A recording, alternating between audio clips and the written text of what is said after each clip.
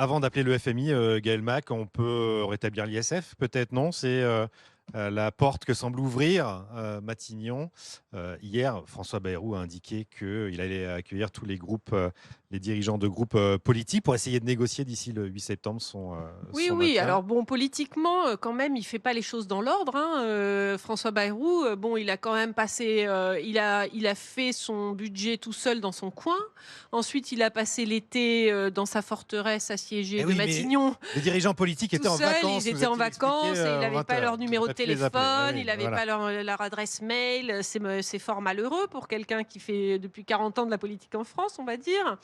Donc bon, et là maintenant, en fait, il lâche tout un peu, c'est-à-dire, bon, au début, il a dit oui, ben, je veux dire, il a lancé son va-tout en disant: «Bon, bah, vous me votez la confiance, à moi, ma Bon, le personne, chaos. et Ouais. puis, bon, je change rien du programme, mais voilà, bon».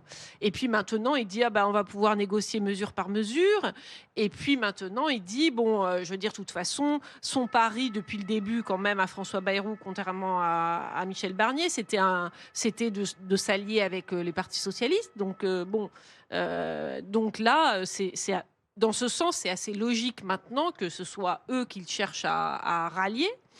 Bon, Et ça veut dire et quoi ça? Ça veut dire qu'on se dirige vers une taxe Zoukman qui arrive. Il y a un alors, contre-budget, hein, le Parti socialiste va présenter dans les c'est prochains ça, jours on son attend. contre-budget Voilà. avec une taxe Zoukman, je rappelle 2% sur les patrimoines de plus de 100 millions d'euros, qui pourrait rapporter 15 à 20 milliards d'euros selon les estimations de certains Voilà, parlementaires. alors bon, lui, dans son esquisse de budget, il était parti sur 4 milliards. Donc entre 4 milliards et 20 milliards, il y a quand même une assez grosse différence. Oui, Il y a un rapport de 1 à 5. oui. Je ne pense pas qu'on va arriver aux 20 milliards, hein, et je ne suis pas sûre que les socialistes se contentent de 4 milliards. Olivier Redoulès, le retour de l'ISF, c'est une bonne ou une mauvaise nouvelle? Fausse question, hein, je vois votre réponse. Non, non, sur le principe. Après, C'est ce qu'il faut se rhétorique. rendre compte, il faut se rappeler pourquoi on avait enlevé l'ISF. C'est parce que c'était devenu une sorte de taxe un peu Frankenstein, où on était parti d'une idée de taxer le capital, le Oui. patrimoine de manière générale. Ensuite, on avait fait tout plein d'exclusions. On avait eu ensuite un bouclier aussi à partir d'un certain niveau. Et donc, l'ensemble constituait quelque chose de, au fond, pas tellement par son montant, que par les décisions, son influence sur les décisions de la gestion des entreprises, qui était assez néfaste pour l'économie. Le L'idée, montant, c'était 2 milliards à peu près. Enfin, le montant, c'était parce 2 que à 3 l'ISF n'a pas milliards. complètement, Oui, le n'a montant pas été différentiel. Non, complètement disparu. Il y a il y a l'IFI, l'IFI mais toujours. la Impôt partie sur la fortune immobilière. sur le financier et sur le professionnel, c'est 2 milliards en moins. Donc L'idée, c'est, c'était de renforcer l'investissement dans le capital, dans l'économie Oui, française. Il y a eu alors, des évaluations là-dessus. Est-ce que ça a été le cas? alors, bah je non. pense qu'il y a, Enfin, dans les 3, enfin, il me et- semble, hein, dans les 3 rapports d'évaluation qu'il y a eu, ils ont quand même, je trouve que c'est une des mesures qui a été le plus étudiée pour le coup. Parce que je veux dire, alors, 3 années d'affilée où on a des instituts qui ont des moyens Il y a eu de un comité recherche. d'évaluation Voilà, de un la comité réforme du capital d'évaluation qui a rendu 3 rapports. qui a donné des appels d'offres à des instituts d'études pour vraiment faire des études. Ils ont C'était fait pas des trop le cas. études sur un certain nombre de sujets divers, sur les dividendes, sur les transmissions, sur est-ce que c'était vrai que ça faisait vieillir les chefs d'entreprise, etc. Ils ont quand même pas trouvé quelque chose de très probant Vous à vouliez la fin. réagir, Olivier oui, Redolès? je pense. Alors, c'est vrai qu'il y a eu effectivement beaucoup d'études qui ont été faites. Et d'ailleurs, dans une optique qui était déjà un peu négative, c'est qu'on commençait à laisser penser que de toute façon, si ça n'avait pas d'effet visible tout de suite, ben, ce serait supprimé. Et donc, du coup, déjà, Ce qui l'importance n'a pas de été la le cas, hein. mesure, l'impact, oui, ça n'a pas été le cas, mais depuis 8 ans, on parle plus ou moins, en fait, il est un peu sur la sellette, la suppression de l'ISF. Et donc, du coup, pour quelqu'un qui veut se projeter sur des hauts patrimoines, bon, au bout d'un moment, on se dit, à la prochaine alternance, ça risque de disparaître. Par ailleurs, on n'attendait pas forcément des effets immédiats. En fait, quand vous changez ce type de fiscalité, en fait, c'est un énorme paquebot, le patrimoine, le capital. Les gens ne commencent pas juste alors, quand ils doivent fuir, oui, mais par contre, quand il s'agit d'investir, rapatrier ou autre, ça ne va pas se faire tout de Ça avait suite. été assez Donc, radical, je pense. c'est-à-dire que l'année suivant la suppression de l'ISF, on avait avant 2018 davantage de départs que de retours en France de gros capitaux. Ça a été quasiment immédiat. La Oui, réaction. mais c'est des petits Depuis, nombres et on c'est a des davantage petits- de retours. petits c'est des- chiffres. ça se compte en centaines de chiffres. personnes. Oui, il ne donc dépend c'est pas que de petit. ça.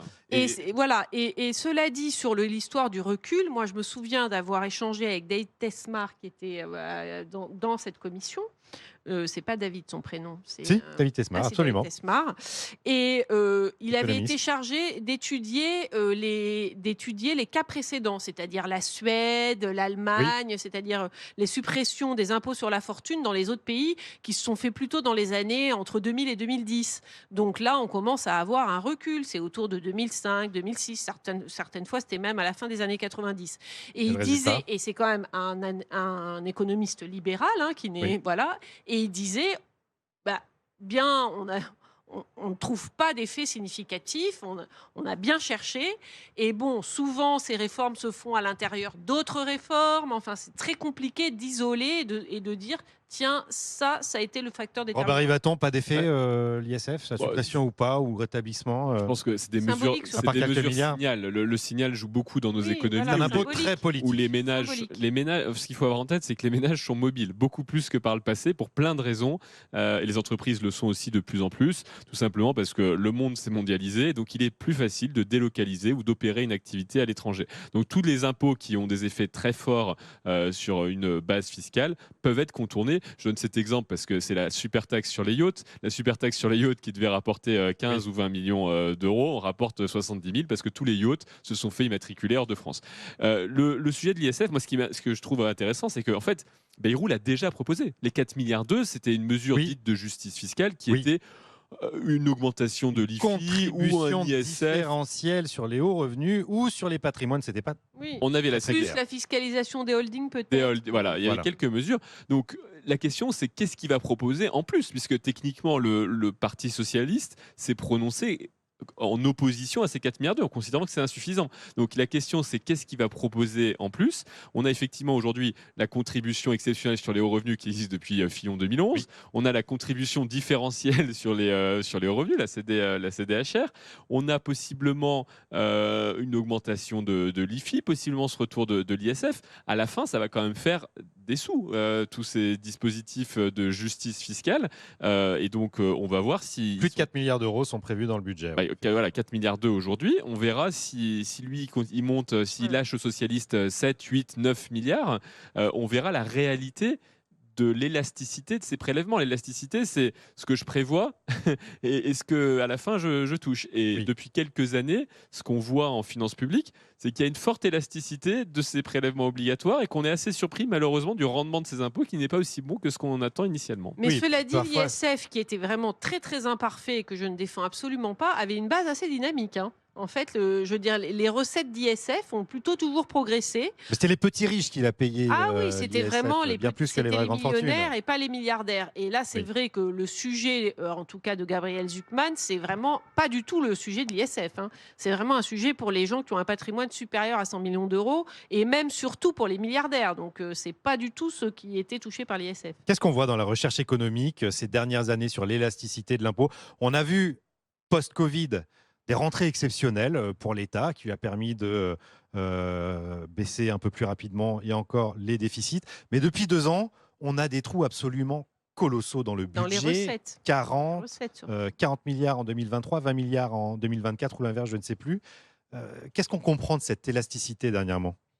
En fait, il y a eu plusieurs phénomènes qui se sont ajoutés. Il y a eu d'abord l'IS, l'impôt sur les sociétés, qui est extrêmement volatile et qui a une mécanique en fait où ce sont les résultats et l'IS payé des années antérieures qui jouent sur avec 1 ou 2 ans d'écart. Donc ça rentrait dans les dynamiques. Par exemple, la bonne surprise de 2022, c'était en quelque sorte les bons résultats de 2021 et avec des effets ensuite d'ajustement. Donc c'est vrai qu'on a été très surpris. Ensuite, c'est rajouté le choc inflationniste. Ensuite, c'est ajouté aussi 2 changements de fonds. On a un sujet quand même de marché immobilier. Et donc ça, la baisse des recettes du marché immobilier, ça comment dire, ça réduit cette élasticité au PIB, ou en tout cas, ça fait que les prélèvements nous ont un peu surpris à la baisse. Il y a eu la question aussi de la mécanique des exonérations de charges qui font qu'au fond, quand la masse salariale augmente, les recettes sociales n'augmentent pas forcément si vite. Ça dépend en fait de la façon dont le SMIC augmente. Donc il y a un certain nombre de mécanismes qui font que le lien, que la prévision des recettes fiscales s'est retrouvée en défaut. Et c'est ça l'histoire, en fait. l'histoire du choc, en fait, de la prévision ratée, en fait, ou de la surprise de 2024. C'est en partie aussi parce qu'on s'est collectivement trompé sur la prévision des recettes fiscales. Et donc, ça pose quand même une question aussi sur notre bonne compréhension de l'imposition. Robin Rivaton citait la taxe sur les yachts, mais aussi la taxe sur les super profits qui devait rapporter je ne sais combien. En fait, on a le taux de retour voté dans le budget 2025, voilà. 10 fois plus petit, voire encore plus que ce qui était prévu. Donc, on se dit qu'au fond, ça pousse de la politique budgétaire. Et par exemple, on est juste en théorie avant la préparation d'un PLF à une certaine forme de prudence dont on a manqué sans doute dans les années précédentes. Par exemple, il y a ce débat sur aujourd'hui, est-ce que la baisse des recettes fiscales est à l'origine du dérapage des déficits? Alors, comptablement, c'est vrai que si on se place par rapport à 2017, qui était un pic de prélèvements obligatoires, et aujourd'hui, ben oui, il y a une partie du déficit qui peut être rattachée à la baisse des recettes.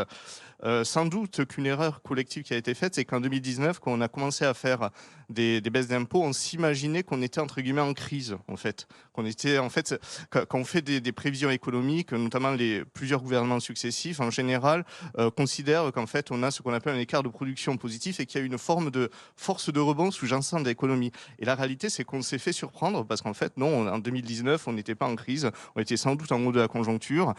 Le même phénomène s'était produit d'ailleurs 10-12 ans avant, avec Sarkozy. En 2007, on croyait qu'on était en crise, alors qu'en fait, on était sans doute sur une phase haute de conjoncture.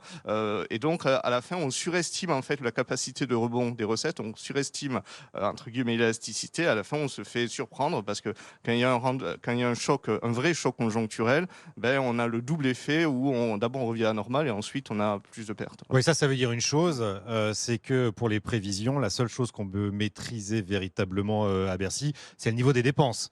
Bien plus que le niveau des recettes qui dépend de la croissance et qui là est aléatoire. Exactement. Aujourd'hui, on devrait faire porter sur l'effort sur les dépenses et ça paraît évident. Et le débat qu'on voit sur la question des recettes est pour moi absolument lunaire. Effectivement, on est un peu plus bas que le pic, mais on est très très haut en comparaison internationale et on est très très haut par rapport à là où on devrait être. Il faut faire porter un effort sur les dépenses. Et cet effort sur les dépenses, évidemment, il est compliqué. On le voit aujourd'hui. Là, on est en septembre. Quand on commence, l'État n'a plus de marge de manœuvre structurelle. L'État, il a de la dépense sociale qui est à la main strictement des lois, des PLF, et après la dépense discrétionnaire, ce que l'État peut vraiment bloquer. Il y a un petit peu de dépenses de fonctionnement, mais très peu. La dépense des opérateurs a été engagée en début d'année, donc il y a plus grand-chose pour faire un freinage d'urgence s'il était nécessaire. On parle actuellement beaucoup de tensions sur les souverains, de risques de taux, tous ces phénomènes-là qu'on voit au Japon actuellement, qu'on voit au Royaume-Uni, qu'on voit aux États-Unis. S'ils arrivaient en France, il fallait faire un freinage d'urgence, très compliqué à mettre en œuvre parce que la dépense, elle passe par la voie législative et par le PLF et la dépense, elle est majoritairement sociale. Donc, c'est là-dessus qu'il faut faire porter l'effort. C'est ce qu'a commencé à faire très timidement, de mon point de vue, mais à proposer François Bayrou avec son PLF 2026. 44 milliards d'efforts, c'est pas une paille quand même, non, Robin Rivaton.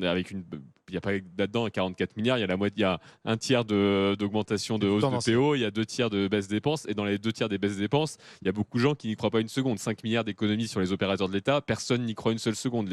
On parle d'1,5 milliard dans les couloirs de Bercy. Donc je veux bien entendre qu'il y avait 44 milliards de chiffres facial. La réalité, c'est qu'on n'était pas du tout. Mais en tout cas, l'effort a été passé. Maintenant, le sujet, et je reviens à ce point-là, c'est un combat culturel. Alors moi, j'apprécie, à défaut d'avoir apprécié le PLF 26, la proposition de PLF 26, j'apprécie les propos que tient le Premier ministre depuis maintenant quelques jours, qui est de mettre le doigt là où ça fait mal, sur la dépense sociale, sur le fait qu'il n'y a pas assez d'activité dans ce pays, qu'il faut revoir le système des aides sociales et notamment des retraites.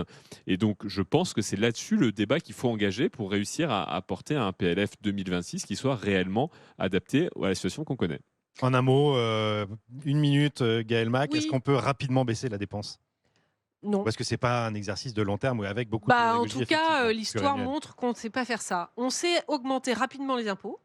Et je veux dire, les investisseurs en France, ils nous créditent de deux choses, et c'est pour ça que nous avons toujours eu des taux plus bas que l'Italie, malgré une très forte dette et tout. Ils nous créditaient d'avoir une stabilité politique Oui. grâce à la Ve République et de savoir faire rentrer l'impôt.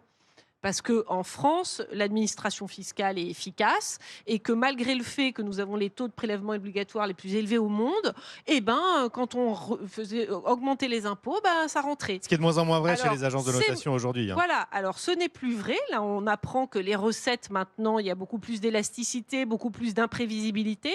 Et la stabilité politique, ce n'est plus vrai non plus. Donc, je veux dire, en l'espace d'un an, nous avons perdu les deux atouts qui, aux yeux des investisseurs, justifiaient que nous ayons des taux qui sont clairement trop bas par rapport au niveau, aux chiffres financiers que nous présentons. Bon, attention au choc de crédit qui pourrait arriver. On va continuer la discussion juste après une petite page de publicité très rapide. On se retrouve dans une minute ici à Roland-Garros pour la ref.